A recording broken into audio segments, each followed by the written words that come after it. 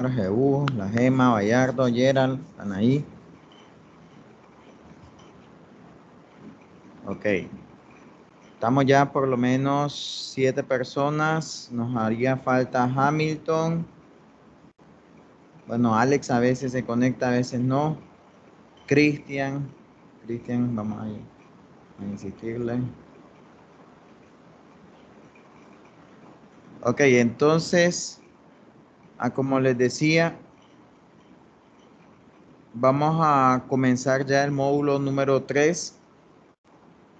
La vez pasada fue un repaso de todo lo del módulo 2, todo lo que se vio. Ya, no sé si se me escucha bien o tengo problemas con el audio, el video. A ver, confírmenme, porfa. Se escucha ¿Todo está bien. bien? Ok. Miran la presentación entonces, no hay ningún problema. No, profe, de mi parte no. Lo escucho y miro bien la presentación. Ok. Entonces, yo les decía que acá la presentación es del primer tema, que en este caso, en el módulo 3, ya empezamos a ver el enrutamiento dinámico. ¿Ya? Cisco separó esto y dejó el estático al finalizar el módulo 2, como lo vimos, con rutas estáticas y todo lo que es dinámico en el módulo 3. ¿Ya? Cisco aquí también hizo un cambio en el sentido de que ya no menciona un protocolo dinámico que hoy en día sí se sigue utilizando, pero ya no lo menciona porque obviamente ya va de salida. Es el protocolo RIP. Ya, si nosotros vamos a buscar un poco qué es el protocolo RIP, es este, miren, Routing Information Protocol. No es descanse en paz ni nada por el estilo. Routing Information Protocol. Dice que este protocolo es un protocolo de compuerta interior. Habíamos visto la vez pasada que hay dos clasificaciones, el de compuerta interior y el de compuerta exterior. Cuando ustedes escuchen compuerta interior, se está refiriendo a que es un protocolo para redes LAN, para redes pequeñas. Cuando estamos hablando de compuerta exterior, significa que se puede utilizar tanto para redes LAN, pero estamos hablando de redes grandes, tanto como para comunicar proveedores de servicios de Internet. Ya, por eso se le llama compuerta exterior. En este caso dice que solamente es compuerta interior. Significa que es un protocolo que está limitado a redes pequeñas. ¿Ya? Me está diciendo que viaja a través de IP. Se van a dar cuenta que todos los protocolos de enrutamiento son capa 3. Todos. Ya, son capa 3. Porque aquí ya estamos hablando que es comunicación lógica, direccionamiento, enrutamiento, ¿me entienden? Dice que aquí hay un problema, que en este caso, este protocolo, su métrica, la métrica es un parámetro que determina el mejor camino. Dice que su métrica son los saltos, ¿ya? Los saltos. Que en este caso, este protocolo, como fue uno de los primeros que nació en la historia, las redes eran pequeñas, no pasaban de muchos equipos. Ya hoy en día vemos que hay empresas que son redes gigantes, que incluso hay más de 15 equipos, pueden haber incluso hasta más de 30. Entonces ya aquí la métrica en esa red grande ya no resulta que sea por saltos. ¿Saltos qué significa? Que cada vez que pasa por un equipo capa 3, eso se considera un salto. En el caso de RIP, dice que el máximo de salto es 15. Cuando él llega a un salto número 16, dice que se considera como una ruta inalcanzable. ¿Ya? Es una ruta inalcanzable. En pocas palabras, este protocolo se puede utilizar en redes pequeñitas, pero ya redes grandes ya no. Por ejemplo, si ustedes van a, no sé, a diseñar una red en una oficina, en una pyme, que son redes chiquititas, sí se puede utilizar RIP sin ningún problema. ¿Ya? Es un protocolo abierto, que esa es otra cosa que hay que tener en cuenta. Protocolo abierto, ¿qué significa? Que cualquier fabricante lo puede utilizar. Entonces, ustedes se van a dar cuenta que marcas como Cisco, MikroTik, Juniper, Huawei, todos esos soportan RIP, todos, ¿ya? Entonces bien lo pueden utilizar. En el caso de Cisco, ellos, a pesar de que utilizan RIP, recomiendan miren, EIGRP. Ese señor sí ya es propietario, ya es propietario. ¿Qué significa? Ya otras marcas no lo pueden ocupar. Si ustedes saben que su empresa solo es equipo Cisco, ok, o utilícenlo. Pero si saben que la empresa es una mezcla de todo, preferiblemente utilizar protocolos abiertos, ¿ya? Que es por lo general lo que siempre pasa en una empresa. En una empresa tenemos de toda marca, Cisco, Huawei, Juniper, de todo, MikroTik, de todo hay. Entonces, lo recomendable es mejor utilizar protocolos abiertos. Ya, ahí no hay problema. Vamos a ver, ¿hay alguien, Gerald? Buenos días, Gerald. Estábamos viendo entonces los protocolos de enrutamiento. Estábamos viendo que los protocolos de enrutamiento son dinámicos, a diferencia de del enrutamiento estático. ¿Por qué se le llama dinámico? Porque ellos son capaces de enseñarles a los equipos que aprendan la red, la topología, de forma automática. ¿Qué significa automática? Si se agrega un nuevo enlace, se van a encargar de enseñárselo a los demás. Si se cae un enlace, se van a encargar de decirle a los demás que se ha caído el enlace y pues que le toca eliminarlo de su tabla de enrutamiento. Entonces, este protocolo que vemos acá, que es RIP o RIP, ya no está dentro de los contenidos de Cisco, así que no lo busquen en la plataforma, no está. Tal vez se los mencionan, pero ya a profundidad no. Se van a dar cuenta que los protocolos han tenido sus distintas versiones. Y doy el ejemplo de este. Tenemos RIP versión 1, RIP versión 2. Estos dos para IPv4. Y este señor RIP-NG, cuando miren la N y G, significa nueva generación. RIP-NG es para IPv6. Si ustedes se fijan, el RIP fue uno de los primeros que salió. Y en su versión número 1, significa que fue un protocolo con clase. ¿Qué dijimos que era un protocolo con clase? Un protocolo con clase es aquel protocolo que trata las direcciones IP con clase. A ver, alguien que me recuerde cuántas clases habían. ¿Cuántas clases habían con las direcciones IP? ¿Cuántas? Creo. La A, la B, la C, la D y la E, creo. Exacto. Clase A, clase B, clase C, clase D y la clase E. Lo que ya sabemos que la clase D y la clase E no se utilizaron. ¿Por qué? Porque son de multicast o son para experimentación. Ya, entonces en pocas palabras, las que sí se utilizaron son la clase A, la clase B y la clase C. ¿Qué cambia con respecto a la clase? La máscara. ¿Ya?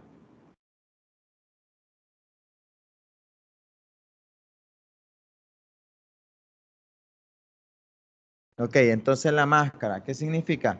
En una clase A, su máscara es pleca 8.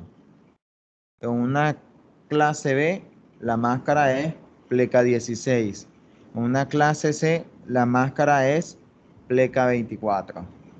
Significa que todos los segmentos que nosotros asignáramos en la topología, era obligatorio que tuvieran esa máscara. O que fueran pleca 8, o que fueran pleca 16, o que fueran pleca 24.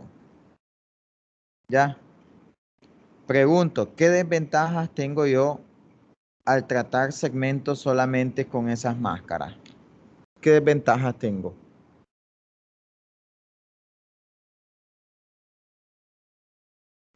que no se puede ajustar a la cantidad de hosts que se puede llegar a requerir. Exacto. ¿Qué significa lo que acaba de decir José? Cuando yo tengo una pleca 8, una pleca 16, ya sabemos que eso me está indicando cuántos bits va a haber para la parte de red y cuántos bits va a haber para la parte de host. En un pleca 8 me está diciendo que para la parte de red va a haber 8 bits, pero para la parte de host va a haber 24 bits. Con 24 bits es un número grande de posibles combinaciones de posibles direcciones IP. Entonces, si yo le doy un segmento pleca 8 a una empresa y tal vez la empresa es pequeña, yo estaría desperdiciando ahí direcciones IP. No estaría ajustando mi máscara a la cantidad necesaria de direcciones que necesita la empresa.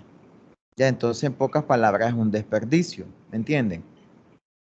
Ahora, ¿qué pasaría si yo asigno un pleca distinto, como un pleca 9, un pleca 10, un pleca 21, un pleca 20, con este tipo de protocolos que solamente trabajan con clase? Fácil. Como en esa época no existía, estoy hablando de la época cuando salieron estos protocolos, no existía lo que se conoce como máscara variable o BLSM. Recordemos que estos son direcciones con clase. Y también tenemos lo que es direcciones sin clase, lo que se conoce como BLSM, que ahí yo puedo tener un pleca 9, puedo tener un pleca 11, un pleca 21, lo que yo quiera, ¿ya? Entonces, ¿qué pasa cuando yo al equipo le quiero configurar un pleca 9, un pleca 21 y tal vez está trabajando con RIP versión 1 que mira las direcciones con clase? Suponiendo que yo tengo un pleca 23, el equipo va a ver ese pleca 23 y lo va a asignar el pleca más cercano a la clase. ¿Qué significa? Que un pleca 23, si yo se lo configuro y en el equipo está ejecutándose RIP versión 1, lo va a acercar a la clase C. En pocas palabras, significa que el equipo siempre va a tratar de asociar el segmento con una máscara variable a la máscara más cercana. Y ahí hay un problema. ¿Por qué? Porque ya el equipo me está cambiando el direccionamiento. ¿Me entienden? Ya me está cambiando el direccionamiento. Entonces ahí hay un problema. Yo no podría trabajar bien cuando el equipo me está cambiando la máscara. ¿Ya? Por eso no se recomienda utilizar protocolos sin clase, perdón, con clase, con segmentos que tal vez yo quiero que sean sin clase. Porque el protocolo viene y me lo va a tratar como una máscara con clase. ¿Ya? Y ahí va a haber problemas. ¿Por qué? Les doy la analogía. Es como que ustedes vengan y les digan a ustedes, denme su nombre. Y tal vez su nombre lo escriben con otra letra. ¿Ya? ¿Estamos? Como que tal vez le escriban, no sé, su nombre en vez de la C, le escriban con S. Y tal vez ustedes van a firmar un papel o algo, o les dieron un papel y miran que su nombre está mal escrito. ¿Creen ustedes que va a ser válido? No va a ser válido. Entonces pasa lo mismo acá con el paquete. Si el paquete lleva un destino con una máscara ya fija, pues que en el destino lleva una dirección IP y su máscara ya fija. Al momento de llegar al equipo, el equipo se las cambia. Y ni por cerca es una máscara buena, sino que la trata de asociar con una máscara con clase. Ya cuando ese equipo modifique el paquete y llega a los demás equipos, los otros equipos van a confundir. Y capaz ese paquete no llegue a parar al destino por esa confusión. ¿Estamos? Entonces tengan cuidado en eso. no utilicen protocolos con clase, con segmentos sin clase. ¿Ya? Ahora, para solventar eso, de que ya las redes eran grandes y todo lo demás, nace RIP versión 2. ¿Ya? RIP versión 2 incluso ya empieza a utilizar BLSM. Aquí ya este señor, RIP versión 2, utiliza BLSM. Mientras que acá, RIP versión 1 es con clase. ¿Ya? Entonces, si ustedes, por ejemplo, quisieran utilizar RIP en una empresa pequeña, lo más aconsejable es RIP versión 2. ¿Estamos? RIP versión 2. El único problema de RIP, ya sea de RIP versión 1, RIP versión 2, es la métrica, son los saltos. ¿Qué significa? Si en mi empresa hay más de 15 equipos, capa 3, 15 saltos, el número 16 va a descartar el paquete. ¿Estamos claros? Eso se puede cambiar, profesor. No se puede cambiar, ya si viene con el diseño del protocolo. Eso le iba a Y preguntar. RIP-NG, ajá. No, que eso era, le iba a preguntar que si eso, lo de la métrica no se podía cambiar, pero ya dijo que no. No se puede cambiar, ya viene fijo. Es que como les digo, tanto RIP versión 1 como RIP versión 2 nacieron en la época cuando las redes eran pequeñas, ¿ya? Esto fue así, primero fue RIP versión 1, se trataban las redes con clase, después vieron que era un desperdicio de direcciones, entonces se nació BLSM y entonces dijeron, si nació BLSM necesitamos un protocolo que trabaje con BLSM. Nació RIP versión 2, pero todavía las redes eran pequeñas, entonces no le habían cambiado las métricas. Entonces RIP versión 2 sigue con la misma métrica de 15 saltos. Nace RIP-NG, pero ¿por qué? Porque nace IPv6. IPv6 no crean que es algo nuevo, muchachos, ya lleva años. Incluso en cuanto se vio que apenas ya se estaban agotando IP, nace IPv6, que tal vez reciente la implementación en algunos países, sí, pero él ya estaba, ¿me entienden? Entonces todavía en RIP-NG todavía se mantiene la métrica de 15 saltos. Y ese es uno de los problemas de RIP. Ahora, ¿cómo se soluciona eso de RIP? Fácil. Nacen otros protocolos superiores. Por ejemplo, antes de que naciera OSPF o antes de que se popularizara OSPF, Cisco ya estaba proponiendo EIGRP. Y Cisco dice, mira, RIP no funciona en redes grandes. ¿Querés utilizar algo mejor? Utiliza EIGRP. El problema de IGRP es que es propietario, solamente los equipos Cisco lo utilizan. Entonces, mentira, no va a dar bola un protocolo que solamente la marca Cisco lo utiliza. ¿Me entienden? Entonces, que ahí nace OSPF. OSPF es un protocolo potente. Escuchen bien. Ya, incluso lo vamos a investigar un poquito, ya, para que miremos los años, en qué año nació OSPF. Aquí miren, dice que OSPF, sus siglas son esas, Open Shortest Path First, ¿ya? Si se fijan, habla del camino más corto, ¿ya? El camino más corto. Y dice que es un protocolo de compuerta interior, que en este caso, se me había olvidado mencionarle, todos estos protocolos al final utilizan un algoritmo de programación, ¿oyeron? Para poder descubrir cuánto es la cantidad de saltos o escoger el mejor camino, ellos utilizan un protocolo, un algoritmo de programación, ¿ya? Ese algoritmo de programación obviamente se va a ejecutar para poder armar toda la tabla de enrutamiento y poder decir dónde va a ser el camino más corto o el mejor camino. En este caso de OSPF, utiliza este algoritmo, Dijkstra, ¿ya?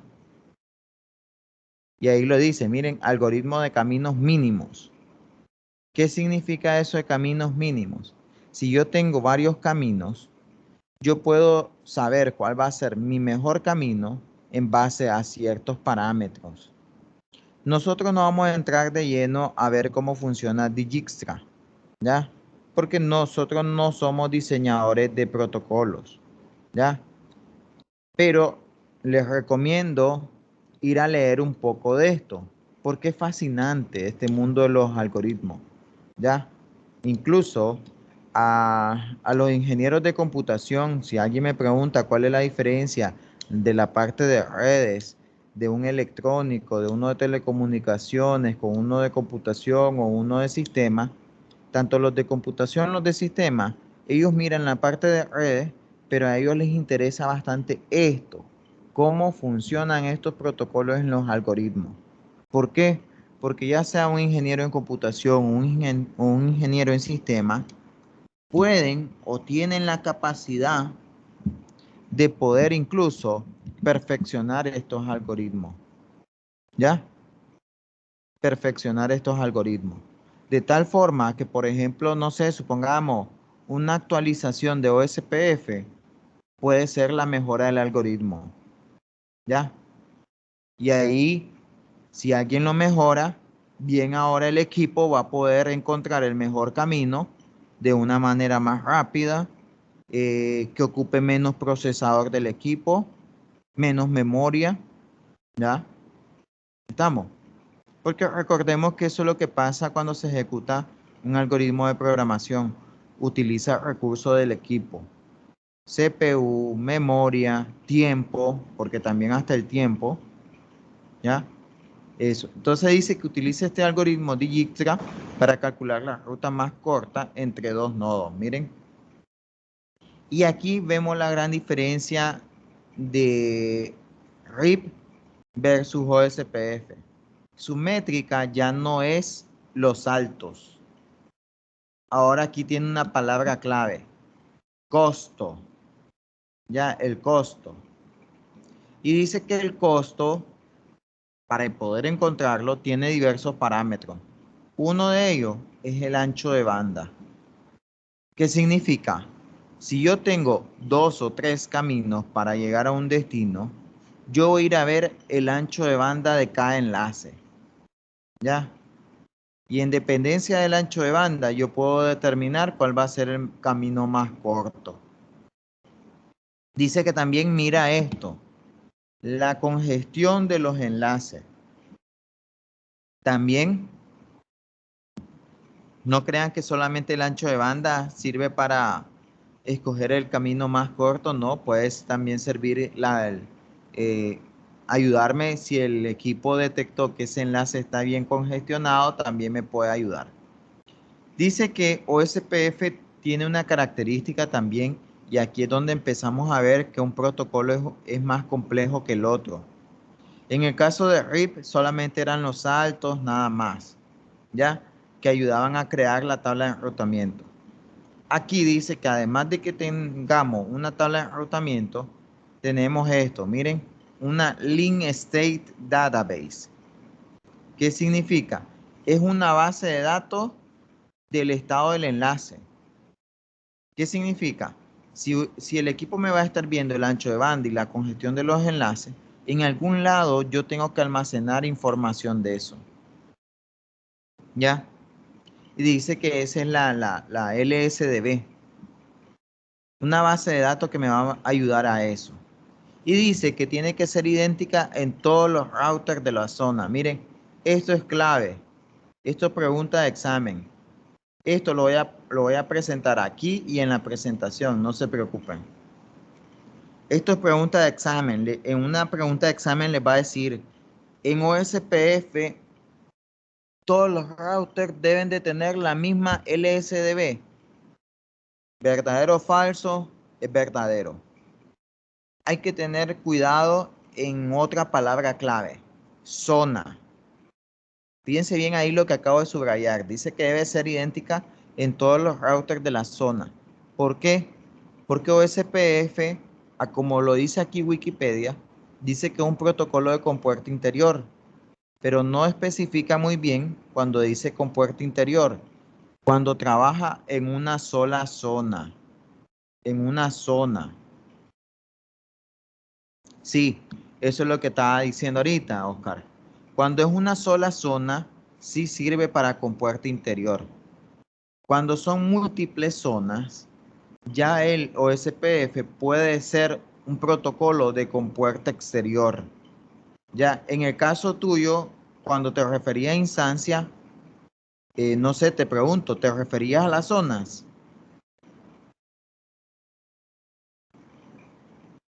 Porque en el nombre que recibe OSPF son zonas, no instancias. No sé si a eso te referí, Oscar. Escribí, ¿no? Ok. Sí, es que OSPF es un protocolo muy bueno, que en el caso de que si se quiere que utilizar para compuerta interior es una sola zona. Si se quiere utilizar para compuerta exterior son múltiples zonas. Y no es obligatorio que en el caso de compuerta interior sea una sola zona. No. Yo en una red LAN, yo podría utilizar múltiples zonas, pero saben que eh, las zonas van a ser pequeñas. Ah, ok, dice, me refiero a que un equipo puede correr varios SPF. Sí, sí, por eso estaba diciendo zonas. ¿En qué sentido? Por ejemplo, yo puedo tener en un equipo que una interfaz esté en la zona 0 y otra interfaz esté en la zona 1, o incluso otra interfaz esté en la zona 2. ¿Ya?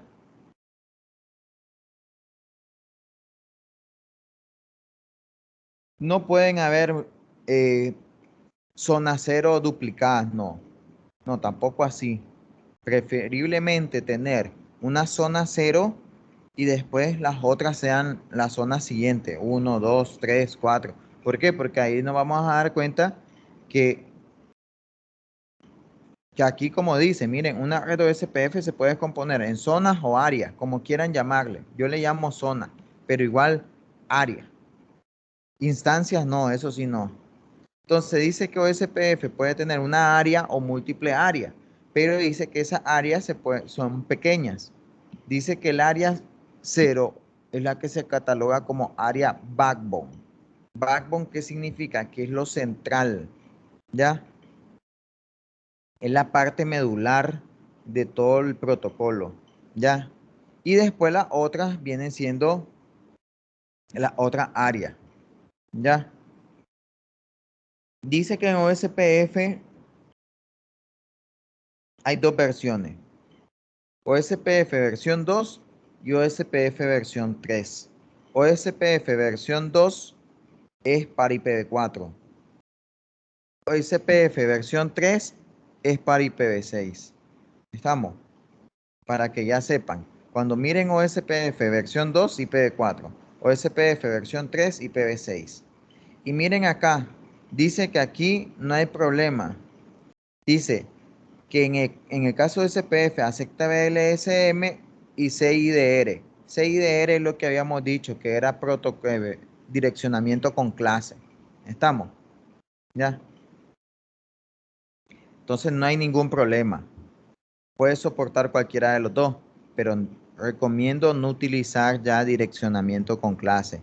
Ya hoy en día todas las redes son sin clase, ¿oyeron? Sin clase. ¿Ya?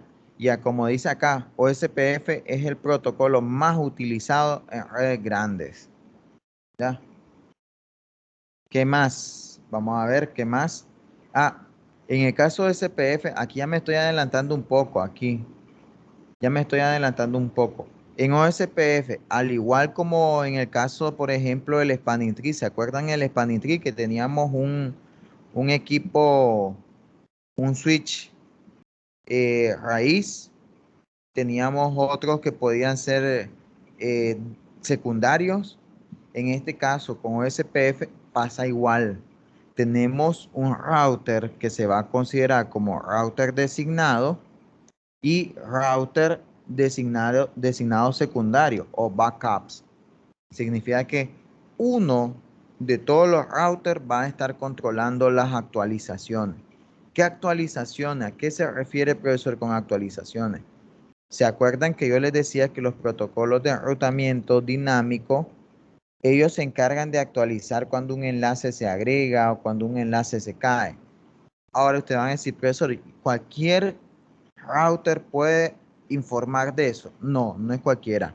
Cualquier router puede decir, se me cayó un enlace, pero cualquiera decir si verdaderamente ese enlace se cayó, no es cualquiera.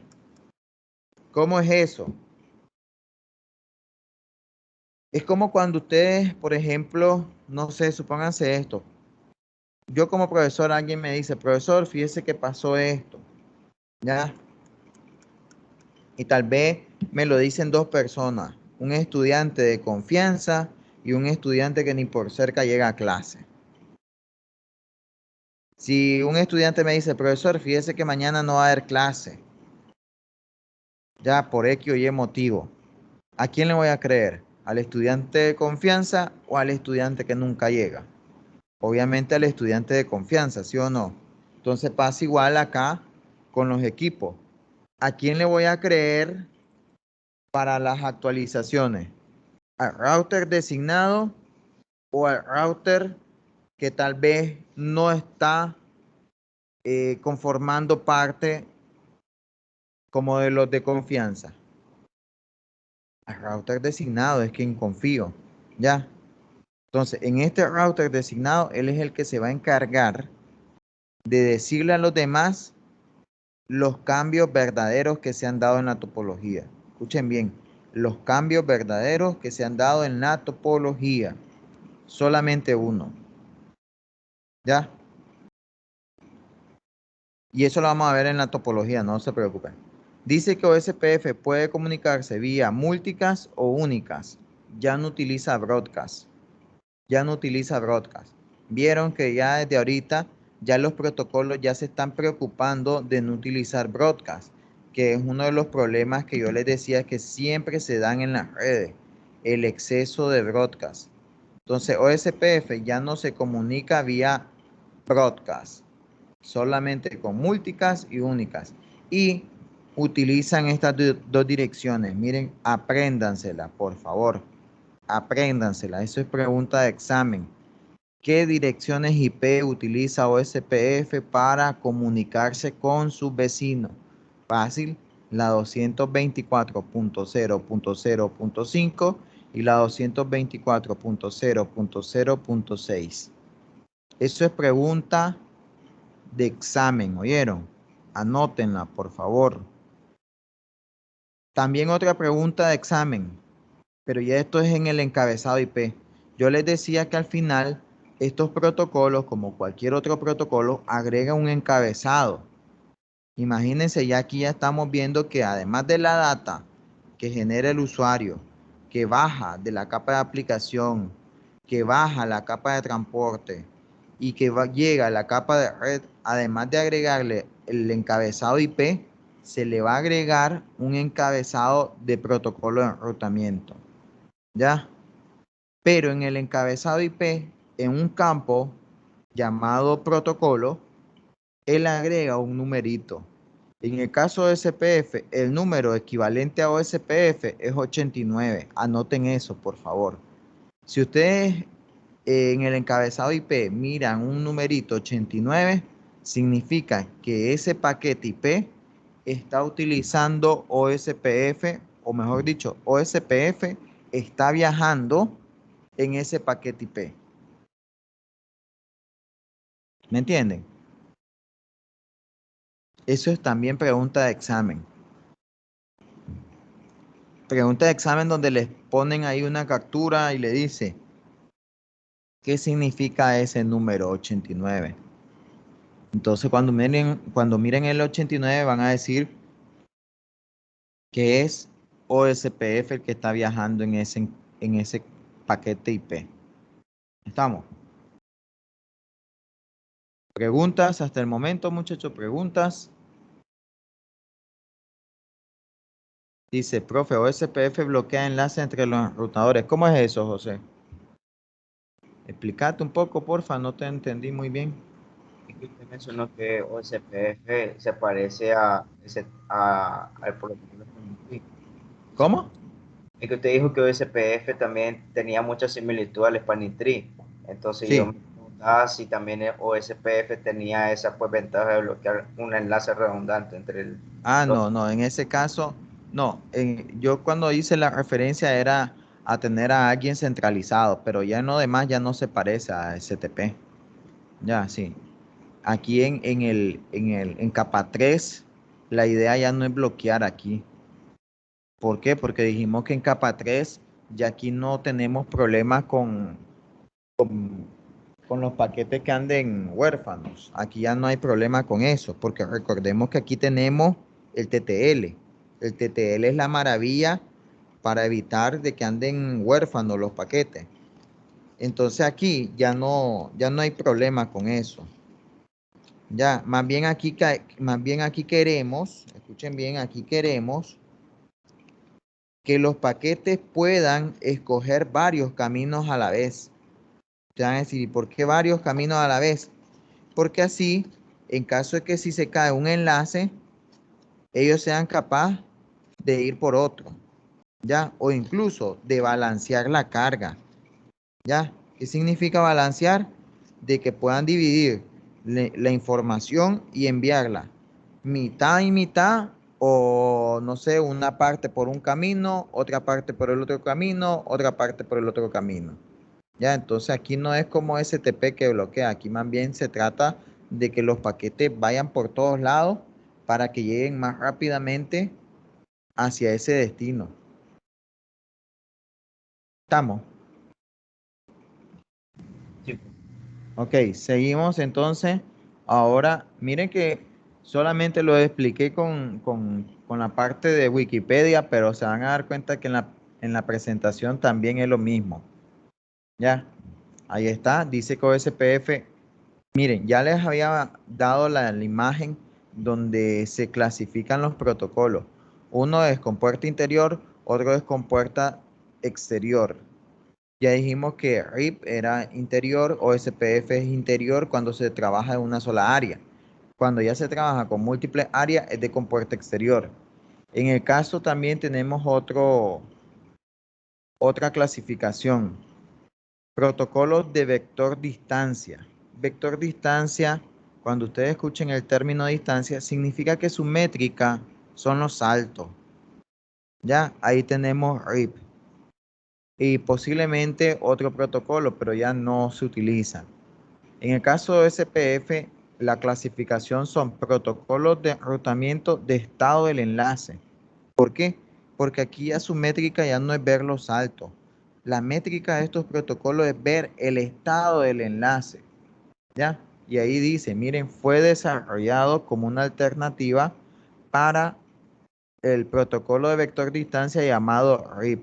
Miren, como les decía, según en la historia, primero fue RIP, pero ya vieron la necesidad después de utilizar uno mejor, en este caso SPF, ¿ya? Porque ya cambia la métrica. Otro factor importante que ustedes tienen que tener cuidado al momento de seleccionar qué protocolo van a utilizar es esto, miren, la convergencia. ¿Qué es la convergencia? La convergencia es el tiempo que duran mis equipos, hablando de capa 3, en aprender toda la topología, ¿ya? ¿Por qué? Porque todos mis equipos tienen que conocer la topología.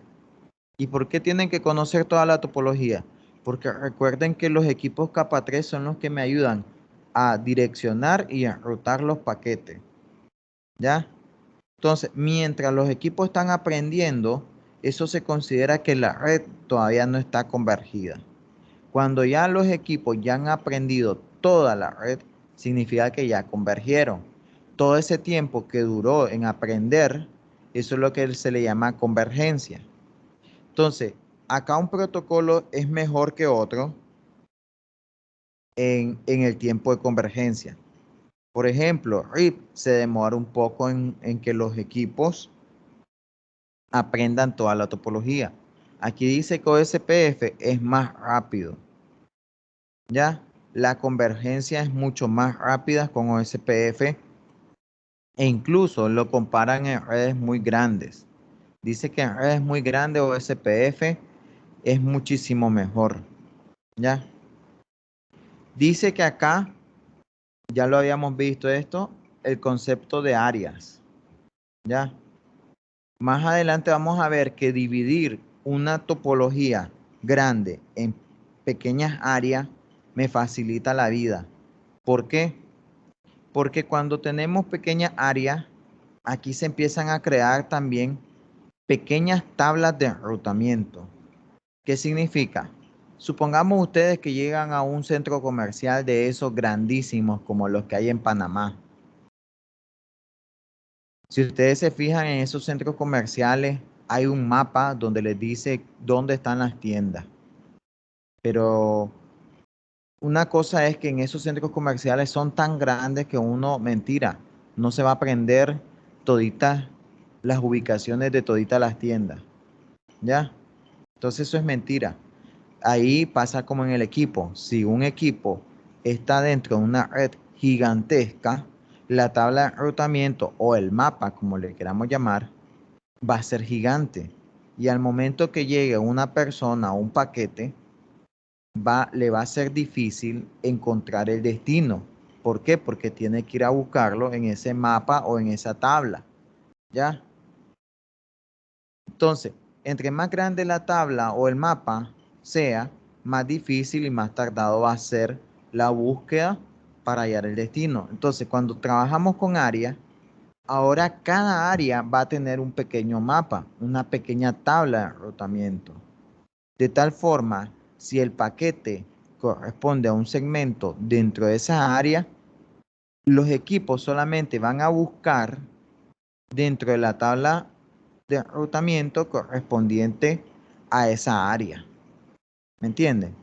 En pocas palabras, dividimos la tabla de enrutamiento grandota en pequeñas tablas de tal forma que cuando se haga la búsqueda se le facilite al equipo hacerla. Y eso conlleva que consuma menos recursos de procesamiento y menos memoria. ¿Estamos?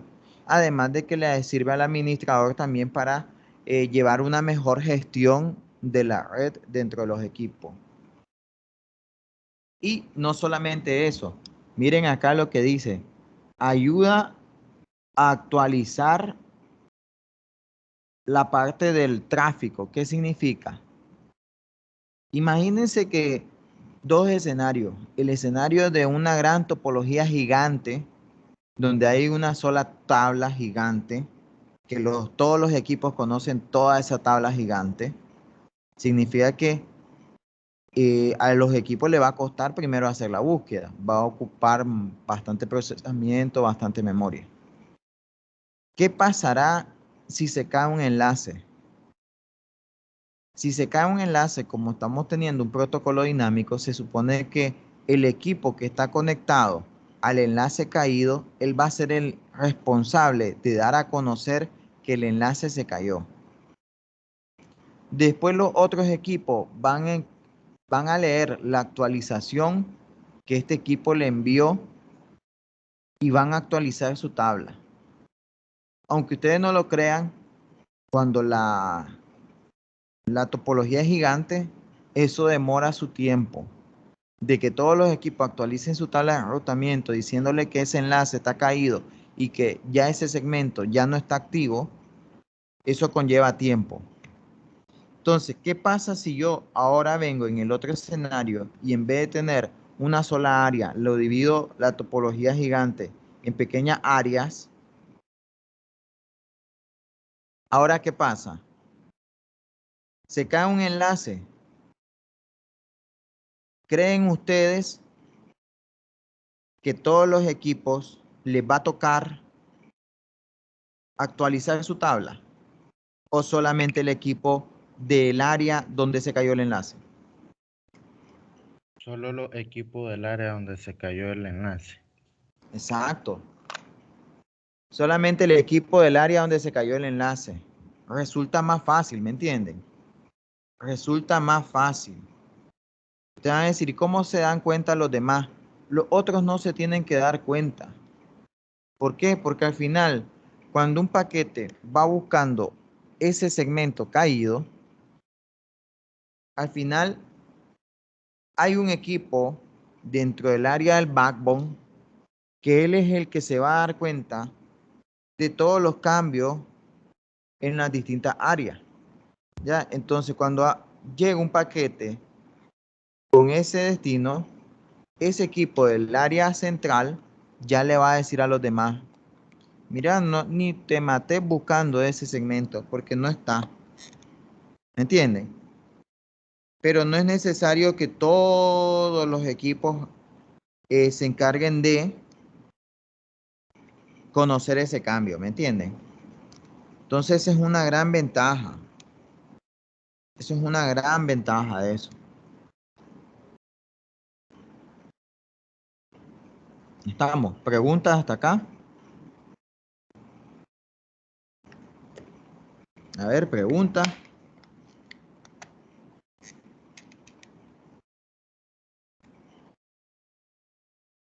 ¿No tienen pregunta? De lo que he hablado, de lo que hemos hablado.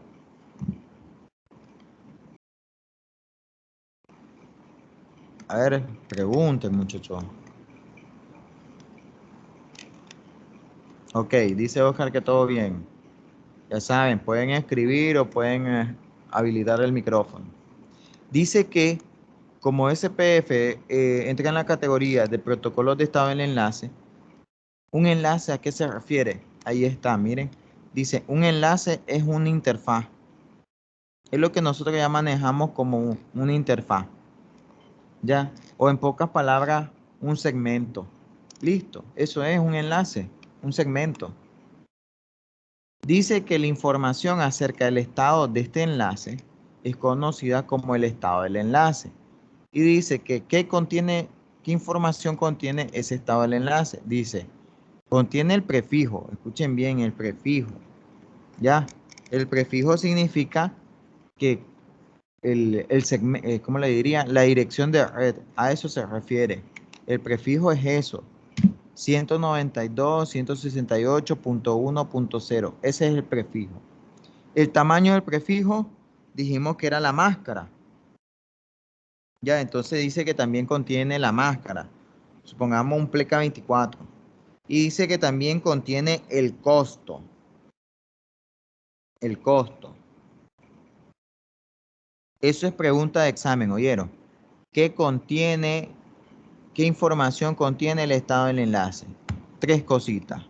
El prefijo, el tamaño del prefijo y el costo. Listo. Ya.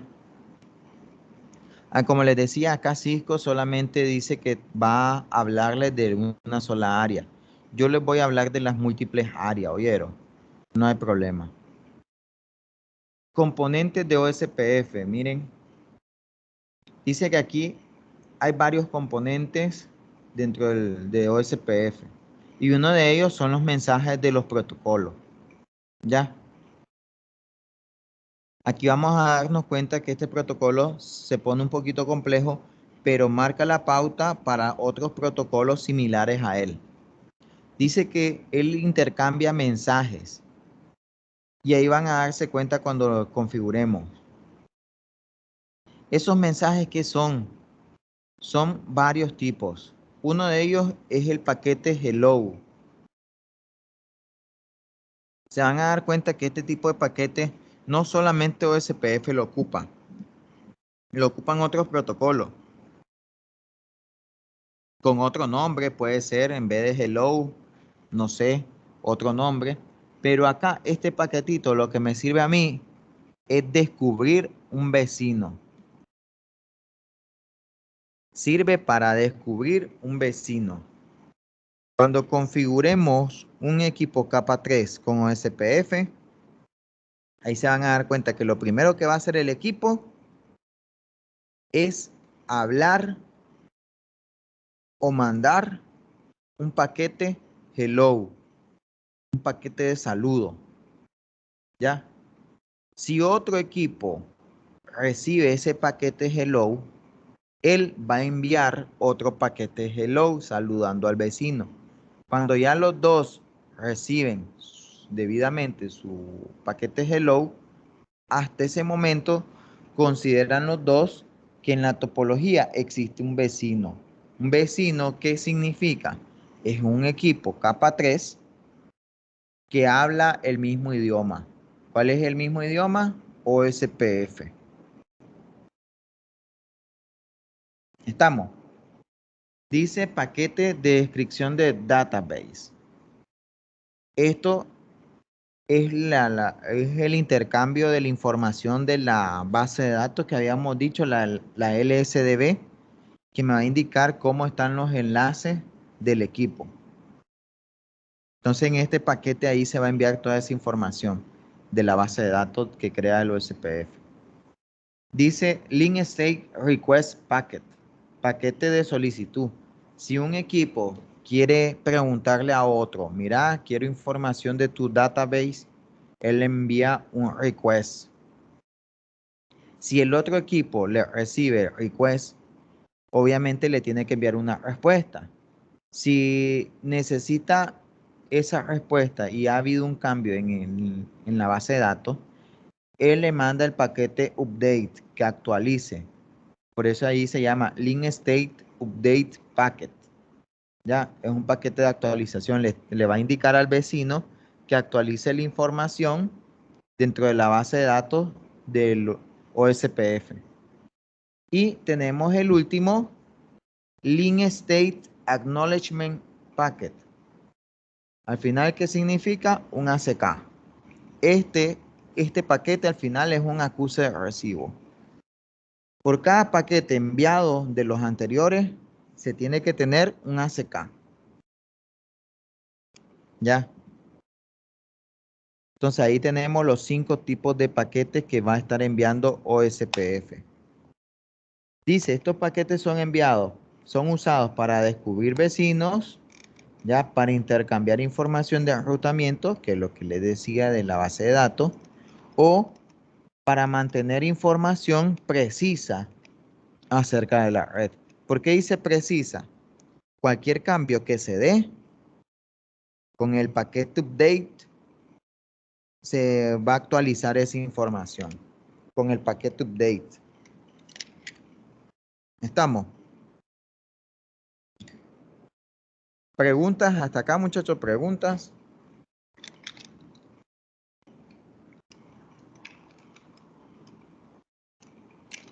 ¿Preguntas? Hagan preguntas, muchachos, no se preocupen, pregunten. ¿Estamos claros? Sigo entonces.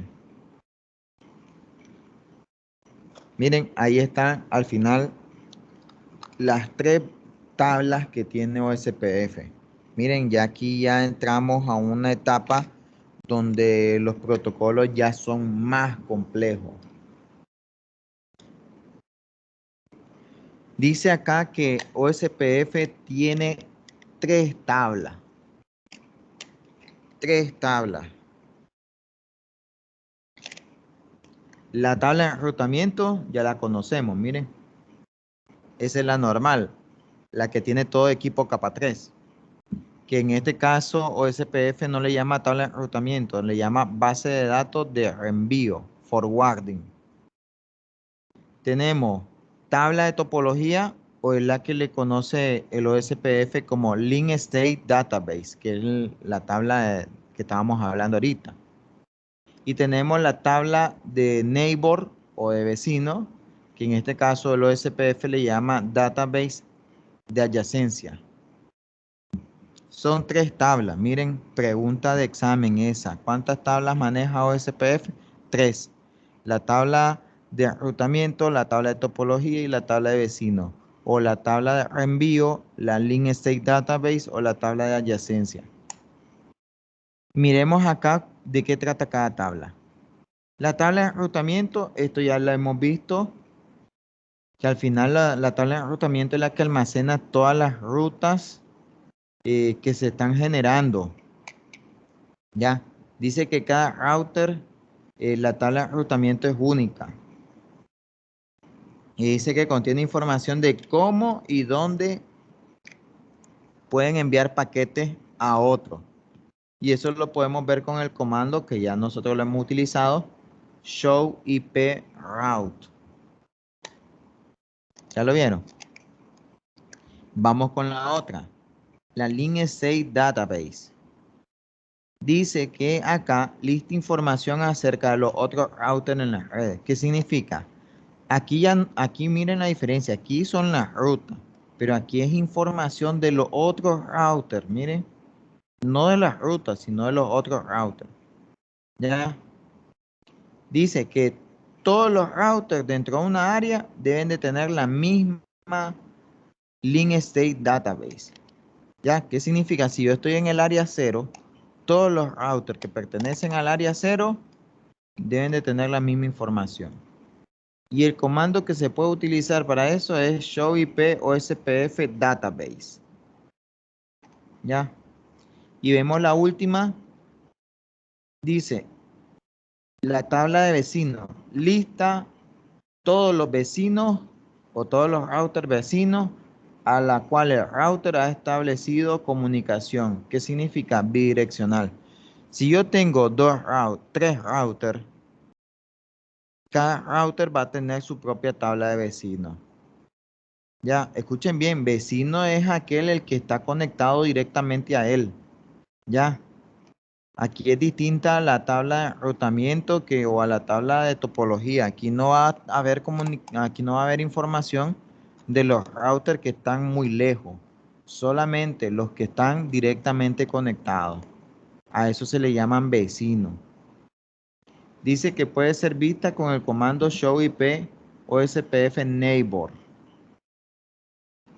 Estos tres comandos nosotros los vamos a ver el día miércoles con la práctica.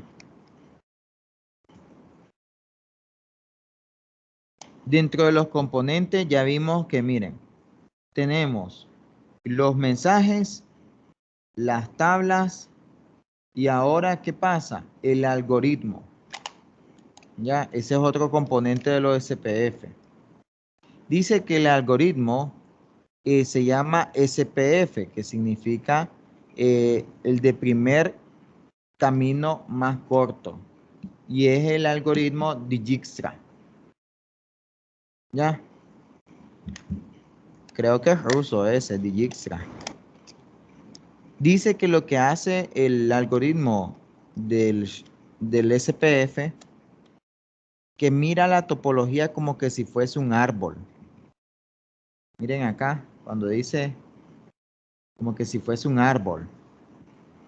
Dice donde cada router en la raíz del árbol. ¿Ya? Cada router viene siendo la raíz del árbol. Y las rutas que él ha aprendido las considera como las ramificaciones. ¿Ya? De tal forma que el algoritmo va a escoger la mejor ruta. ¿Ya? Escuchen bien. Toda la parte de enrutamiento es temporal. ¿Oyeron? Es temporal. ¿Qué significa? Esto pasa como el ARP o como la tabla MAC. Si se apagan los equipos, ¿qué pasa? Se elimina. Entonces aquí pasa lo mismo. Escuchen bien. Aquí pasa lo mismo. Se apaga el equipo. Se apaga el equipo y toda la información de enrutamiento se elimina. Toda. Entonces, es por eso que yo les decía que aquí es donde se decide cuál es el mejor protocolo que yo voy a utilizar. Porque entre más rápido se da la convergencia, si se me llegó a apagar el equipo o los equipos, en un 2x3 yo quiero que aprendan toda la topología. ¿Ya? Y eso va a estar en dependencia de la calidad del algoritmo de programación que se ha implementado en él. Y pues acá en OSPF el algoritmo de Dijkstra es muy bueno. Muy, muy, muy bueno. Por eso es que todo el mundo le gusta OSPF para implementarlo como protocolo de enrutamiento. Profe, una pregunta. Ajá. Cuando se cae un enlace en una determinada área, ese algoritmo se vuelve a ejecutar, ¿verdad? Sí. Y mientras se está ejecutando, escucha bien, mientras se está ejecutando, se pierde la comunicación. Pero como les digo, como es tan rápida la convergencia, el usuario no la nota. ¿Ya? Por eso les decía que si ustedes van a tener una topología gigantesca, vayan pensando en utilizar OSPF no de una sola área, sino de múltiples áreas, porque también eso afecta el nivel, el tiempo de convergencia. Si se cae un enlace, por ejemplo, en el área 2, ese enlace solamente va a afectar al tiempo de convergencia en el área 2. Pero en la otra área, OSPF va a trabajar normal. ¿Me entiendes? No sé si eso ibas a hablar, Jehu, o ibas a preguntar.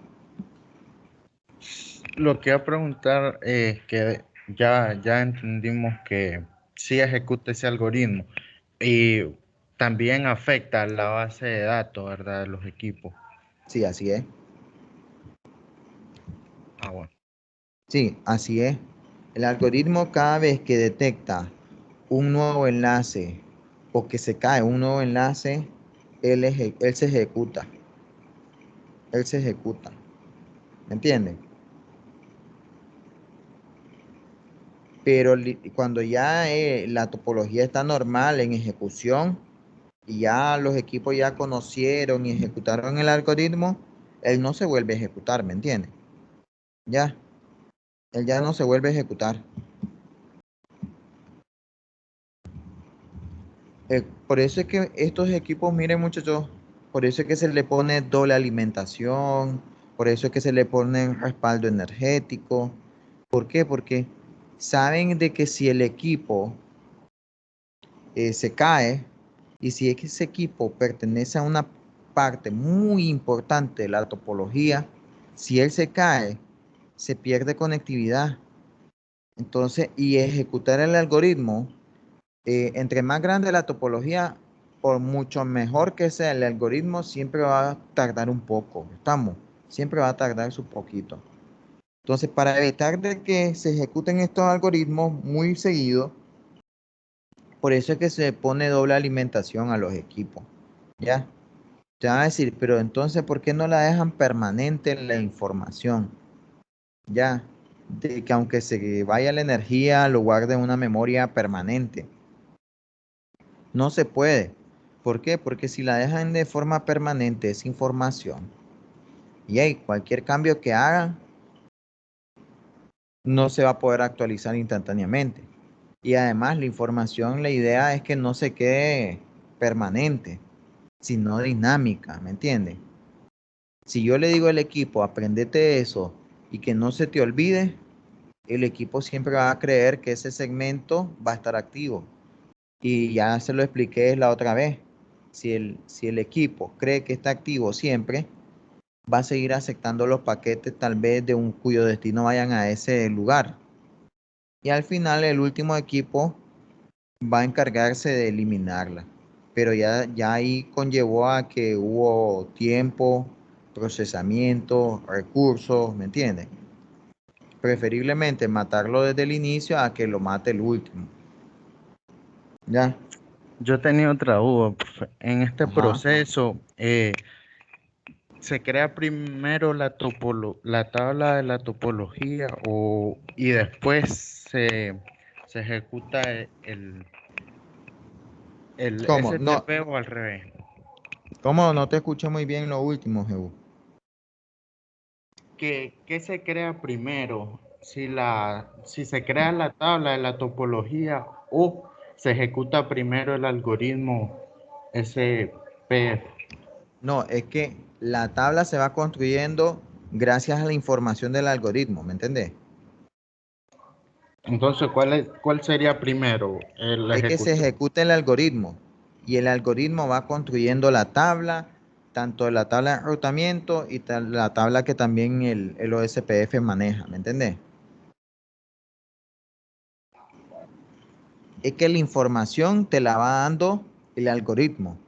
Y de esa información, el equipo va construyendo la tabla de enrutamiento y va construyendo también la tabla de vecinos y la tabla de link state. Las tres tablas se van construyendo al mismo tiempo gracias a la información obtenida por el algoritmo. ¿Me entendés? No es que se ejecuten aparte, se van construyendo al mismo tiempo que se va ejecutando el algoritmo. ¿Me entendés? Bueno, Ahora, yo les acabo de decir también que se ejecuta cada vez que hay un cambio. Sí hay un cambio. Pero miren ese cambio. Ese cambio no es que me va a afectar todita la tabla, no es que va a enviar todita la tabla, el algoritmo. Supónganse que a un equipo se le cayó un enlace. Ustedes van a decir, el profesor me dijo que el algoritmo le comparte la información de todos los enlaces hacia los demás vecinos. Sí, pero cuando ya está construida toda la tabla y tal vez se detecta un cambio en la topología, el algoritmo no va a intercambiar toda la tabla. Solamente intercambia ¿qué? Ese cambio que se dio. Te van a decir, ¿por qué solamente ese cambio? Porque no es lo mismo enviar toda la tabla del equipo donde está conectado el enlace caído a notificar de que se cayó el enlace. ¿Me entienden? El paquetito de actualización es más liviano y no van a estar saturando el medio. ¿Me entienden?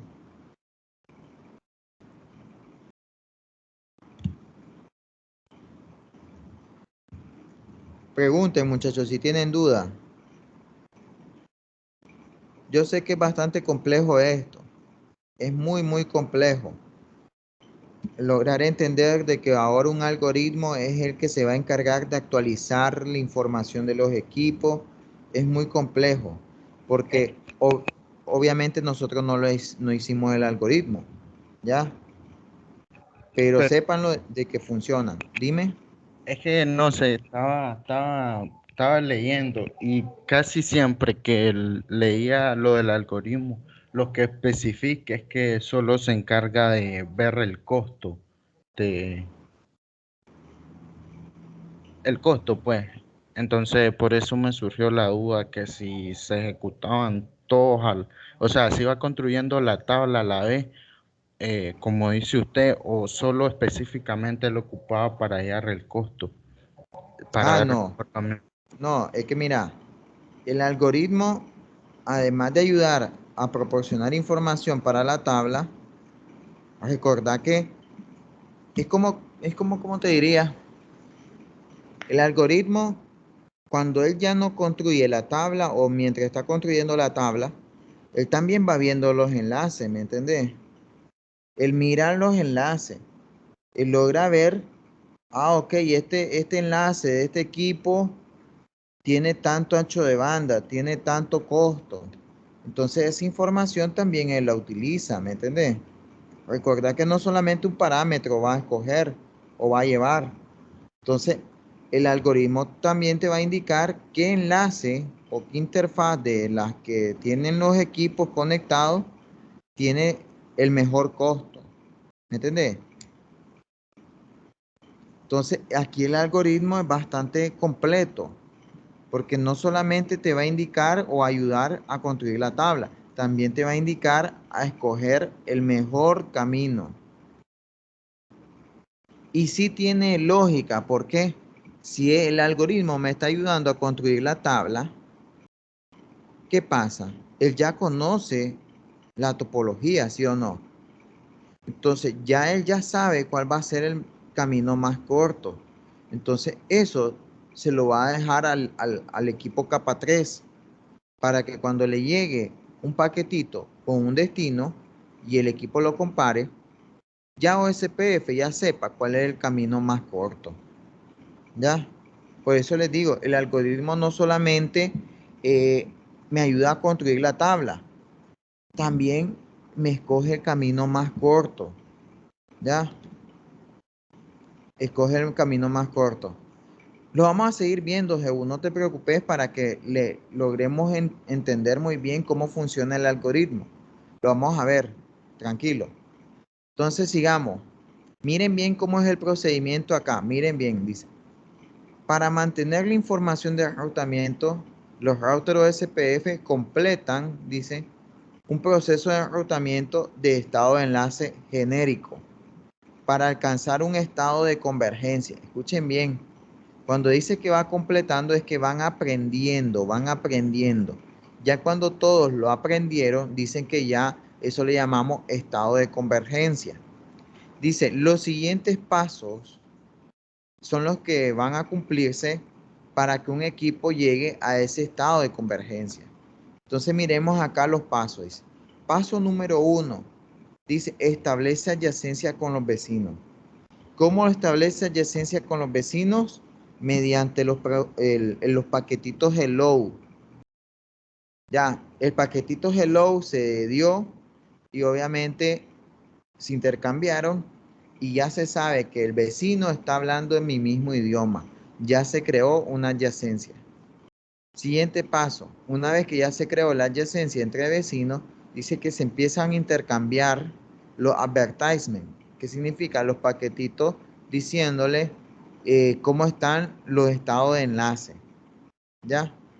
Tercero, que es lo que acá estábamos hablando, se empieza a construir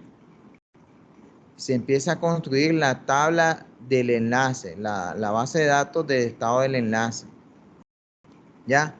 Con la información recopilada de los paquetitos. Y ya después, cuando ya esa información ya está creada, dice que se empieza a ejecutar el algoritmo SPF para la segunda parte, que es escoger el camino más corto.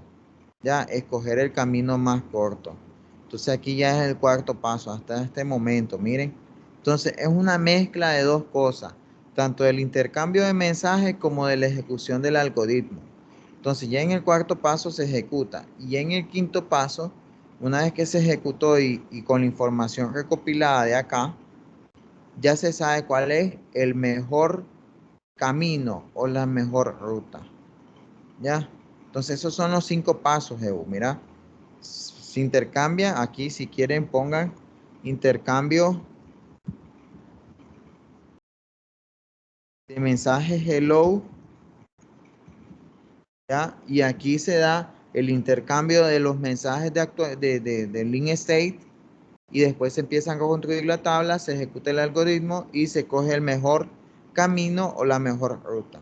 Son 5 pasos. Eso nosotros lo vamos a ver en cualquiera de estos escenarios. Puede ser un escenario de una sola área o puede ser un escenario de múltiples áreas. Un escenario de una sola área es esto. Miren, todo lo que está aquí es el área 0. Cuando nosotros tenemos múltiples áreas, lo que podemos es hacer esto. Miren, el área 0 es el backbone, el área 1 es otra área, el área 51 es otra área. Y la ventaja que tenemos es que, primero, tenemos tablas de enrutamientos pequeños, de tal forma que por cada área tenemos una tabla de enrutamiento pequeña. Podemos tener ¿cómo le diría? Poco procesamiento al tener muchas áreas pequeñas. Obviamente solamente los routers que pertenecen a esa área van a procesar esa información, pero hay que tener cuidado en esto. Si ustedes se fijan acá, router 1 y router 2, una interfaz de acá, de cada uno de ellos pertenece al área 0, pero una interfaz de acá pertenece al área 1 y una interfaz de acá pertenece al área 51. Si ustedes se fijan, router 1 y router 2 pertenecen tanto al área 0 como a otra área. En el caso de router 1 pertenece al área 0 y en el caso de, al mismo tiempo, pertenece al área 1. En el caso de router 2 pertenece al área 0, pero también pertenece al área 51. ¿Ya? ¿Estamos? ¿Qué estoy dando a entender acá? Que es cierto. Podemos tener poco procesamiento en los routers, pero router 1 y router 2 van a procesar información de las dos áreas. Entonces, eso no es tan cierto que digamos. Es cierto que no todos los routers van a procesar la misma información, pero van a haber ciertos routers que sí van a estar procesando bastante, porque Una pertenecen a dos áreas. En el área 0 ahí, que es como el área backbone, puede haber Ajá. más router, digamos Sí, tres. Entonces, si pueden haber más router, incluso puede haber segmentos de red. En esta topología te lo pusieron fácil, pero puede haber otra LAN, puede haber otro segmento. digamos que si se cae el enlace del router 1, ya el área 51 y el área 1 quedarían completamente incomunicadas, Exacto, ni actualizaría. ni Eh, actualizaría. Por eso es que no creas, aquí te lo pusieron simple. Entonces, aquí lo ideal es que hubiera otro router acá y otro router acá. En pocas palabras, habrían dos routers que están comunicando área 1 con área 0 y dos routers que estarían comunicando área 51 con área 0. Acordate que aquí tenés que mezclar las características que vimos en el módulo 1. ¿Qué características vimos en el módulo 1 de una topología que tenía que ser tolerante a fallo? Esta de acá no es tolerante a fallo. ¿Por qué? Ya lo dijiste, Jehu. Se cae el router 1, no hay comunicación. Se cae el router 2, no hay comunicación. ¿Me entendés? sí.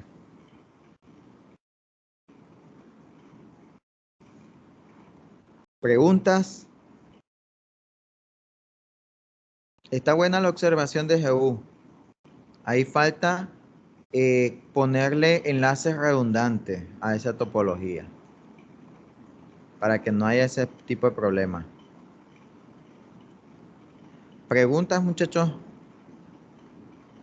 Me alegra que ya van pensando en cosas más grandes. Preguntas. A ver, piensen. Pregunten.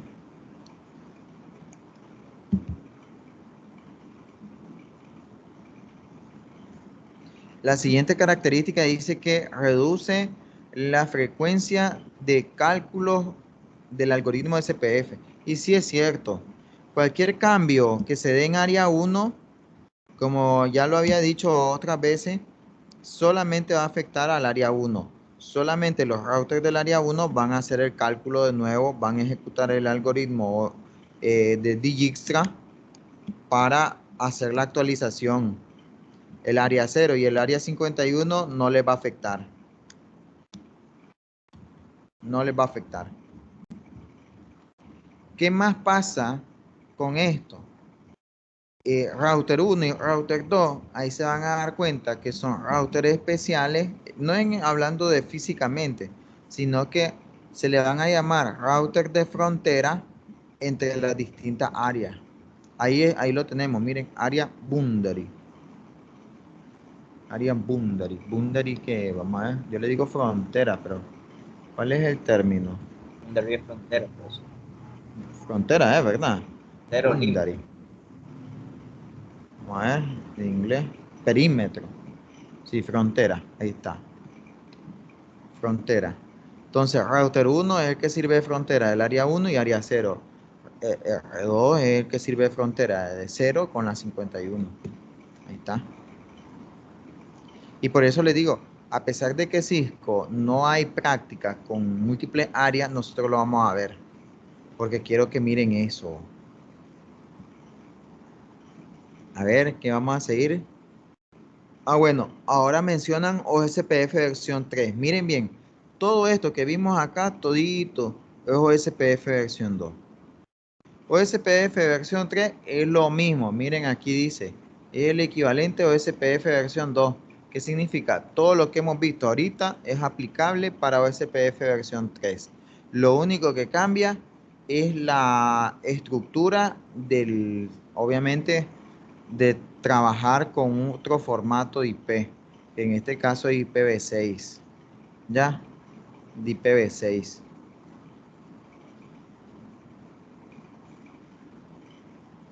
Dice que OSPF versión 3 puede soportar tanto IPv4 como IPv6, así que no hay ningún problema.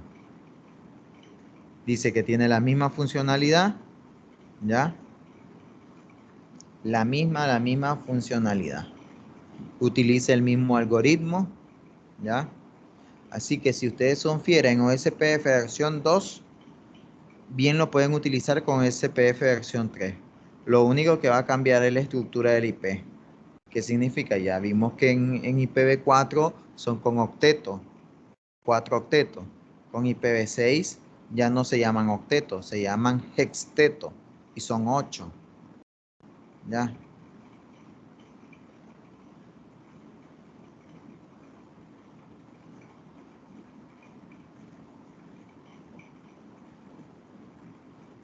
Lo único que veo distinto es esto. Miren, dice OSPF tiene procesos separados de su contraparte en IPv4. Dice.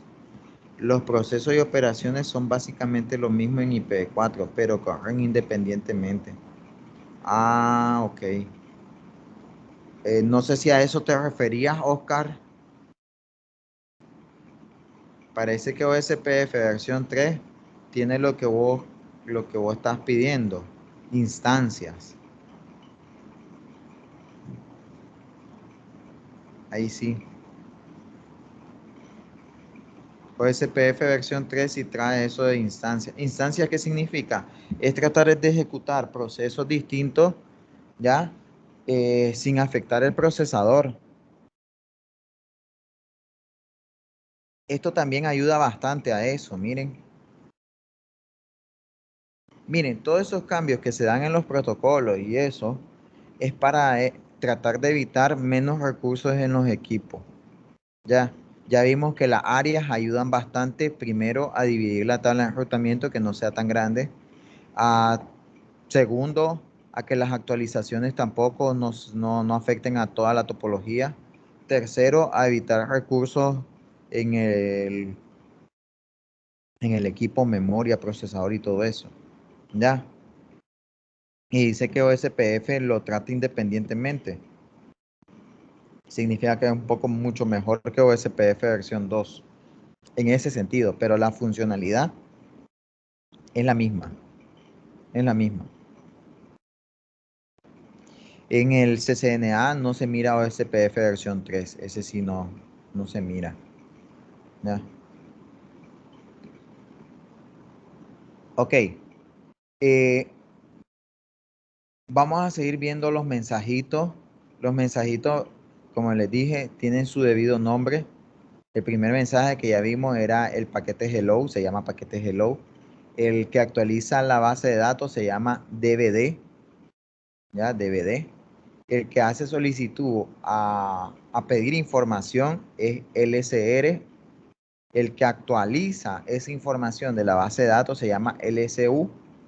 Y el que hace el acuse de recibo de todos los paquetes anteriores se llama LACK, que viene de Acknowledgement. Esto es pregunta de examen, apréndanse esto. Esto es lo único fregado de SPF. Ni yo me acuerdo mucho la nomenclatura.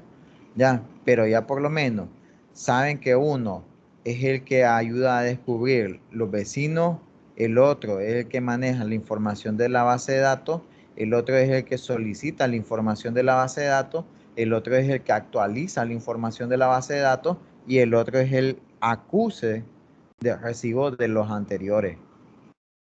Ya, ahí está. Miren, bueno, lo que acabo de decir, miren. Descubre vecino y construye la adyacencia, obviamente. Este DVD dice que ayuda a la parte de sincronizar la base de datos entre los routers, el intercambio, pues en pocas palabras. El LSR dice que hace request de información específica de la base de datos y update dice envía,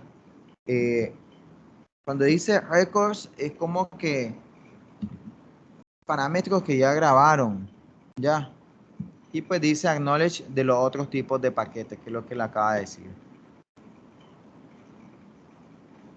Miren, cada protocolo de enrutamiento va a tener un encabezado. Ya, y ese encabezado es ahí donde van a ir viajando todos esos mensajes. Y miren, todavía OSPF se la complica más a ustedes. Dentro de los 5 tipos de mensajes, vamos a ver que dentro del LSU todavía hay otra clasificación. Tenemos del 1 al 8. Ya, entonces tenemos varios tipos de LSU. Ya.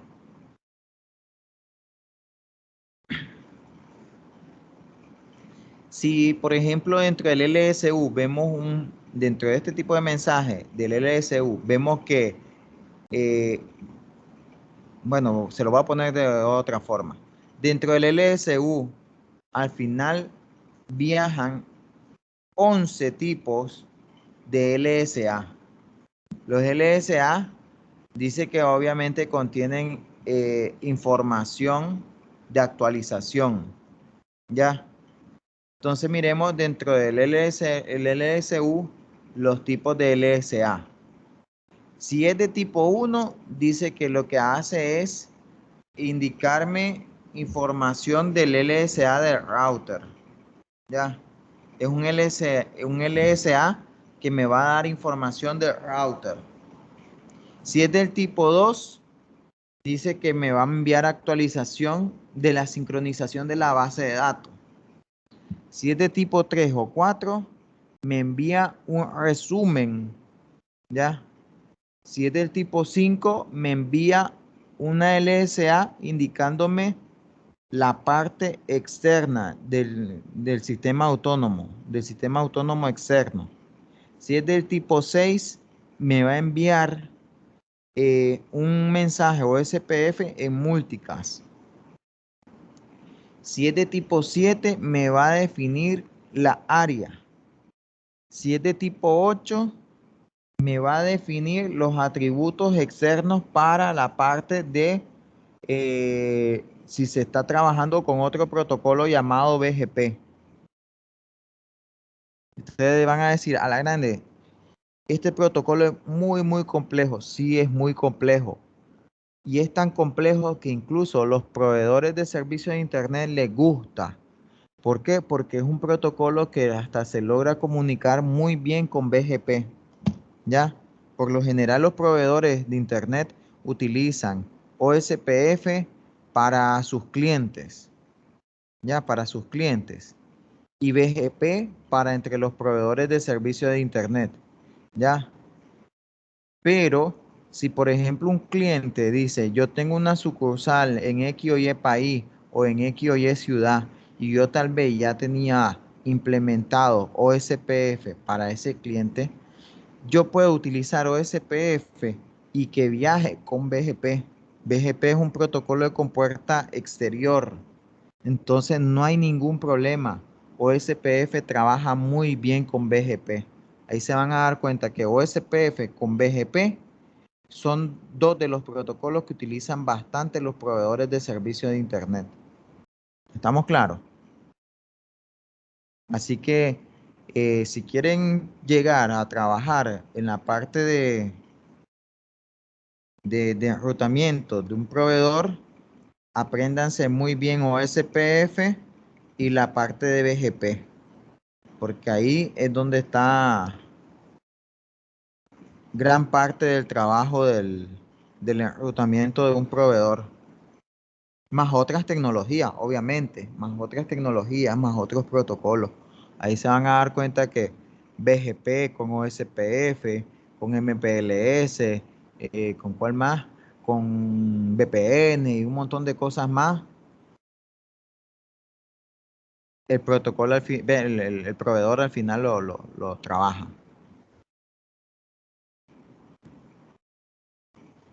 Entonces, preguntas hasta acá, muchachos. Preguntas. Es bastante, miren, es bastante.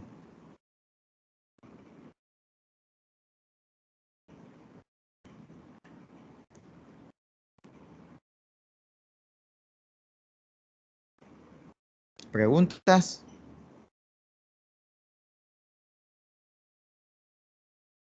Ya vieron el por qué Huawei prioriza OSPF antes del administrador.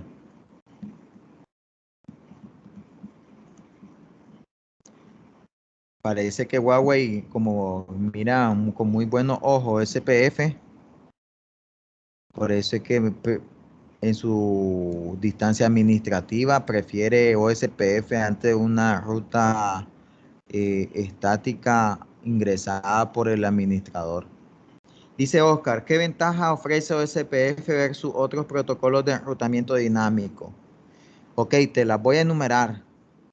Número 1, puede servir tanto para protocolo de compuerta interior como protocolo de compuerta exterior. ¿Por qué? Puede manejar redes pequeñas a como puede manejar redes grandes, extensas. Ya, esa es una de las ventajas. 2, su tiempo de convergencia es pequeño, ya, es rápido, converge casi instantáneo, incluso aunque sea red pequeña o red grande, ya, su tiempo de convergencia es muy bueno, ya. 3, porque puede trabajar como con puerta exterior, su forma de trabajo en dividirlo en área facilita la división de la tabla de enrutamiento, la división en el intercambio de actualizaciones no se ve afectado por otro, ¿ya? Entonces, muchos lo prefieren también por eso. 4, la que acabo de decir recientemente, su forma de trabajar se lleva muy bien con BGP, así que varios proveedores, incluso empresas, eh, utilizan bastante OSPF por eso, porque se lleva muy bien con BGP. Ya llevamos 4. 5. Tiene muchos parámetros para configurar. ¿En qué sentido? Eso lo estoy hablando hasta ahorita, de los parámetros de configurar. ¿En qué sentido? En que yo puedo el costo modificarlo, ¿ya?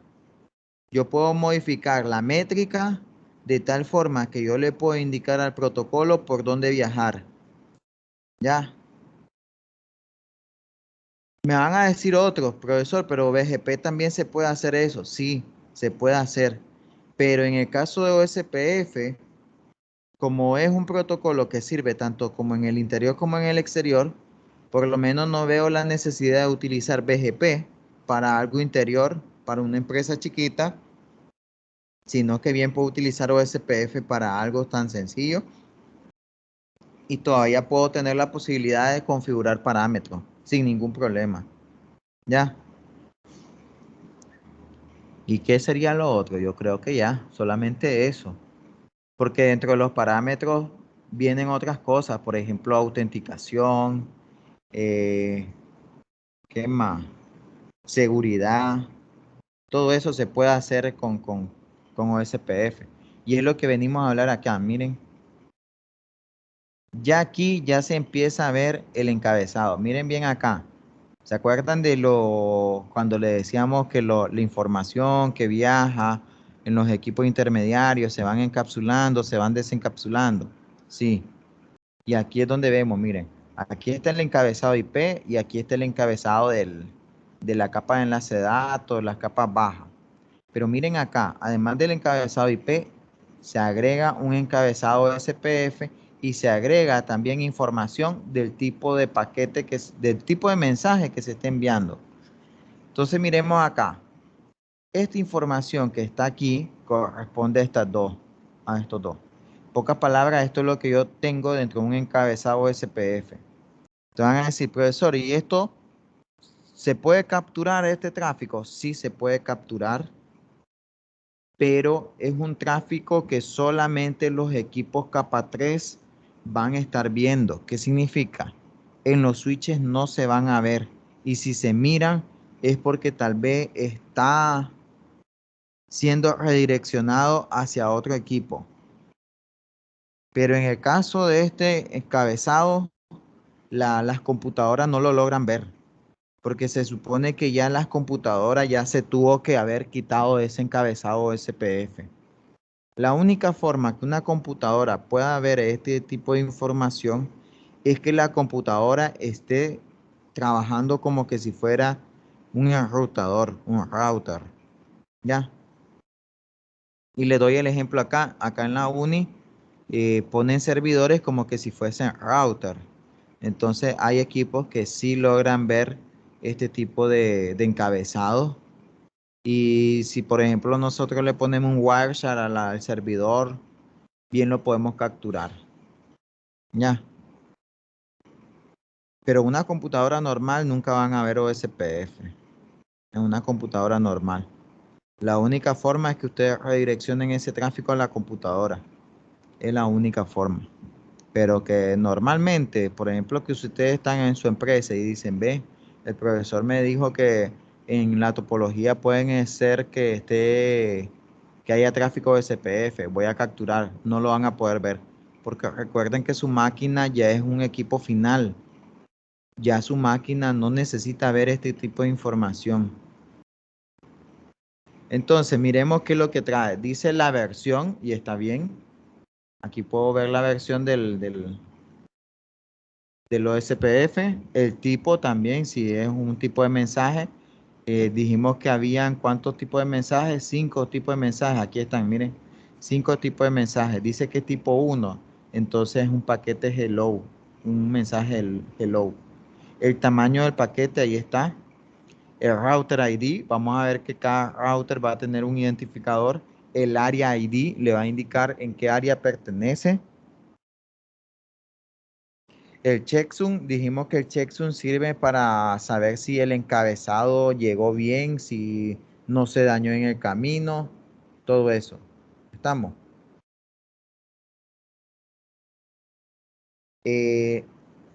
Type es para la parte de autenticación.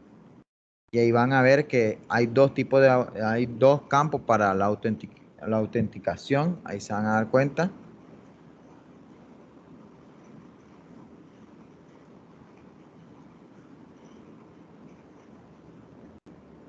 ¿Qué más? ¿Qué más? Ah, la máscara, ahí está. Si se fijan, la máscara, ahí está. ¿Qué otro campo? Dice Network Mask. Esto hay que tener cuidado. Miren, Hello Interval. Ese es el tiempo.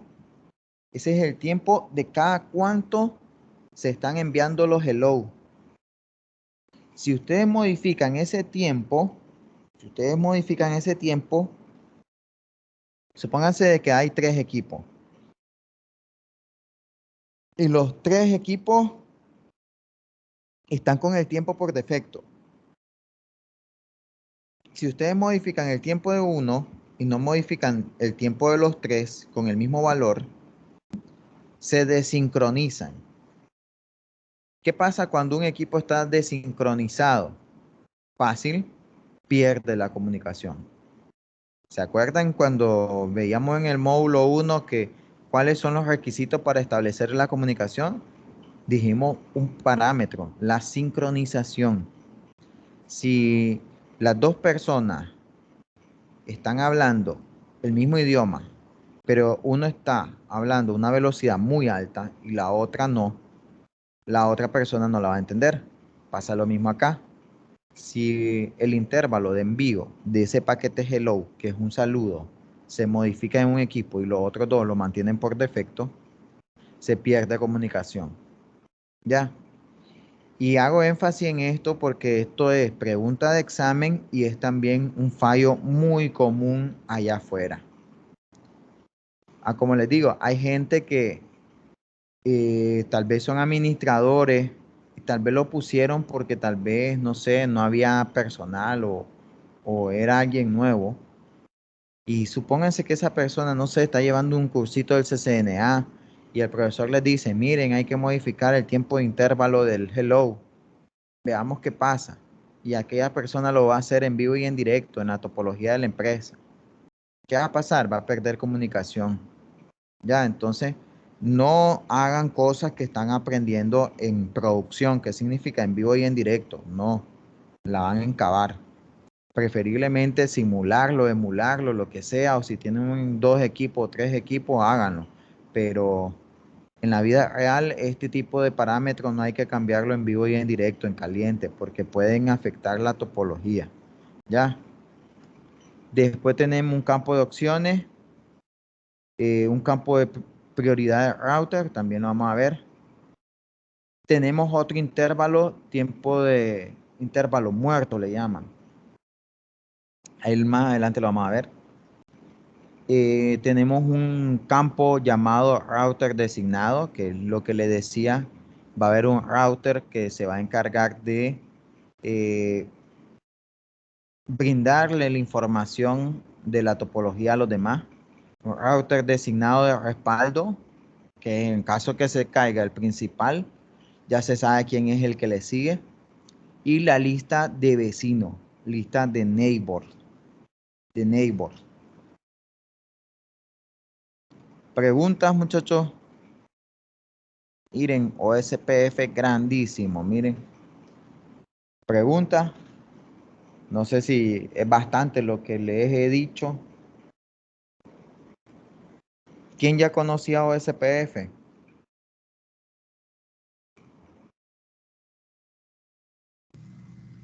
Pues solo lo que vimos el módulo pasado, profesor, que fue con la topología grande que más o menos la habilitamos en esa topología que trabajamos con eso. Solo eso, nada más.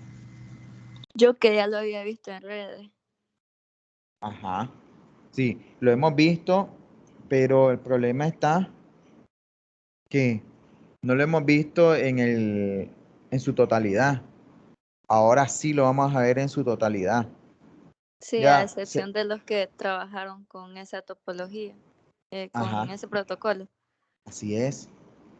¿Por qué? Porque fíjense bien, vamos a ver cómo se afecta la parte de los intervalos de tiempo. Vamos a ver cómo se ejecuta el algoritmo. Posiblemente el día miércoles ya lo veamos con una topología. ¿Ya?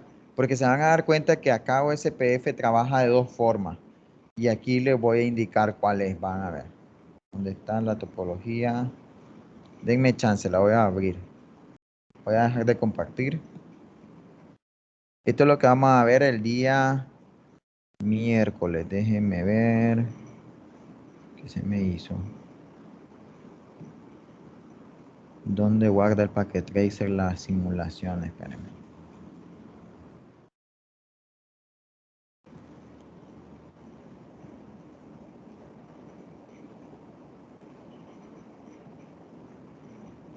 Vamos a ver, quiero ver. Ok. Voy a abrir otra porque ya encontré una. Pero quiero mostrarle la otra. OSPF2, quiero ver si es esa. No, esta no es.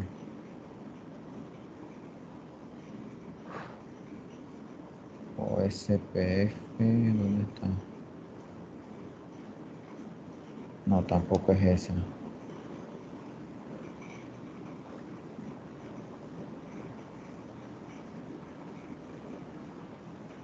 Que la hice, la C3, no, tampoco.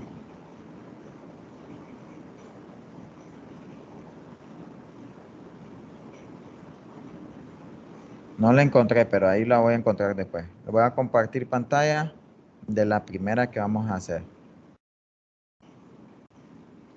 Miren, OSPF trabaja de forma distinta dependiendo de la topología.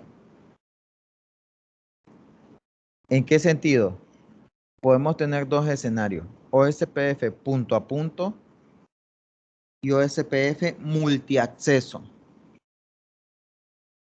Quiero que se pongan atención en esto porque a veces uno no sabe cuándo es un tipo de topología. Cuando es OSPF o cuando es una tecnología punto a punto, es esto. Cuando ustedes se van a dar cuenta que un segmento solamente tiene 2 posibles IP. Miren, que nosotros ya lo habíamos dicho y catalogado que la máscara siempre va a ser pleca 30. Entonces aquí es punto 1 y aquí es punto 2. Y ahí tenemos un segmento. Aquí pasa lo mismo. Aquí tenemos otro segmento, aquí tenemos otro segmento. Punto a punto. Ya. OSPF acá va a crear, por así decirlo, una instancia aquí, una instancia acá, una instancia acá. Yo lo estoy llamando así, pero en realidad no son instancias, sino que va a catalogar aquí como un enlace OSPF, aquí otro enlace OSPF y aquí otro enlace OSPF. El problema está que no lo va a ver como lo que OSPF lo cataloga. Espérenme 5 minutos, espérenme.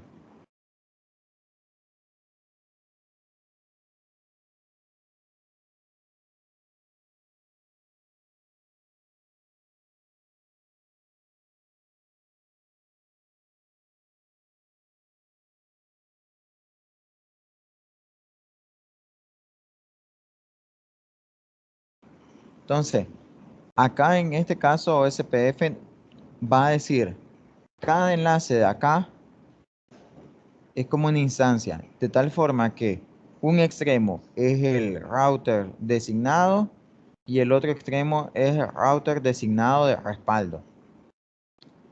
Y se van a decir, ¿y para qué diablo quiero un router designado de respaldo si están punto a punto, están de tú a tú?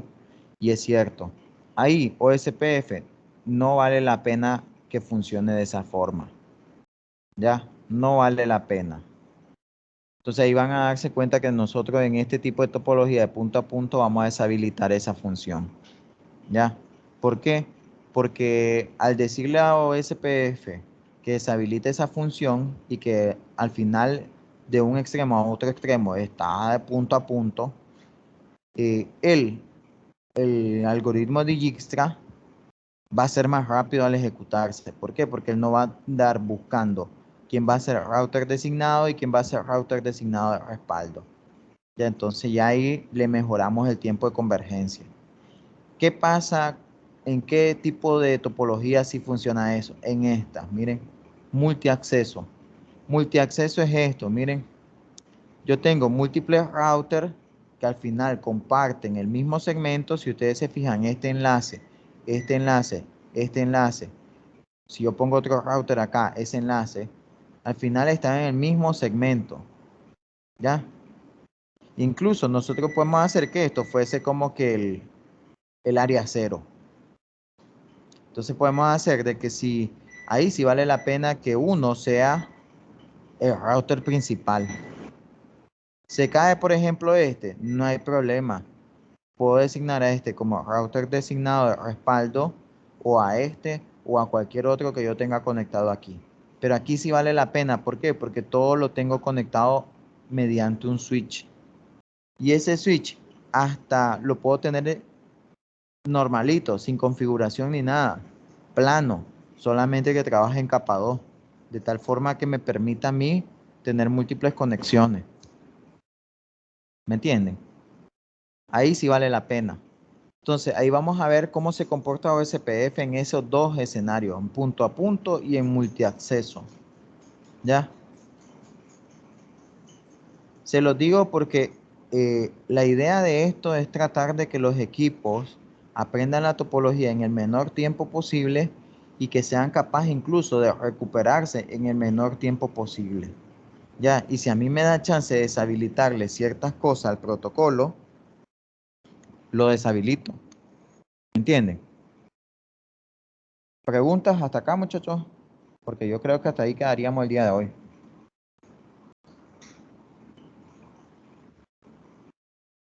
¿Tiene balanceo de carga? Buena pregunta. Buena pregunta. Me gustaría mejor responder en la, en la práctica. ¿Te parece? Cuando estemos haciendo la práctica. Ok, entonces ahí quedaríamos, muchachos, el día de hoy. Gracias por conectarse. Buenos días, gracias. Ok, nos vemos, nos vemos.